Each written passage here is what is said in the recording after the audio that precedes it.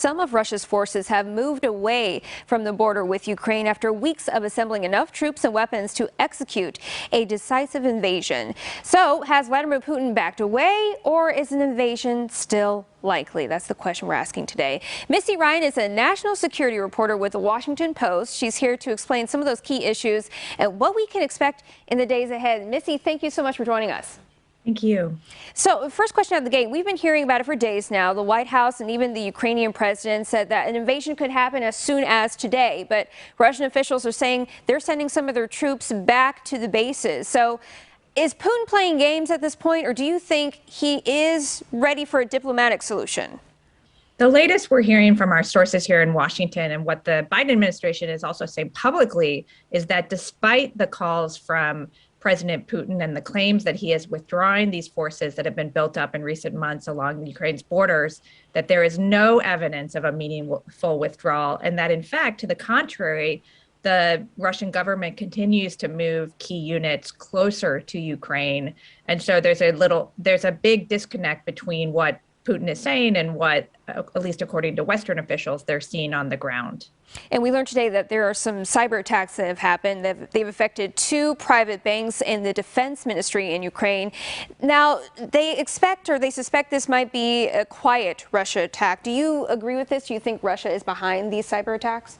Well, the attacks that occurred yesterday have not been officially attributed by the U.S. government publicly so far, but it does seem likely that they could be the work of the Russian government based on what officials have been warning for weeks about the potential for cyber to be one of the opening salvos of a potential military operation against Ukraine. And the fact that we already know, according to Washington Post reporting, that the Russians are already in Ukrainian networks and have the ability to really launch even more sophisticated attacks than the ones that we saw yesterday. It's like a game of chess. You don't know what they're doing, the plays that they're about to move. So Biden said in a statement recently, make no mistake, the United States will defend every inch of NATO territory with the full force of American power.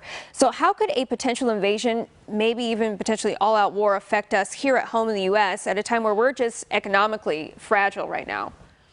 We heard President Biden address that yesterday when he made a national address from the White House on Ukraine. And he warned that not only could the conflict undermine the security principles and values that the United States has really tried to establish, not only just for Europe, but for the world since World War II, and that is, the integrity of countries' territory and the ability for people to make their own security decisions through democratic governments. But it could also have an economic impact for the United States in terms of energy or fuel prices. And he said that the U.S. government would try to work to mitigate that if it occurred. Absolutely right.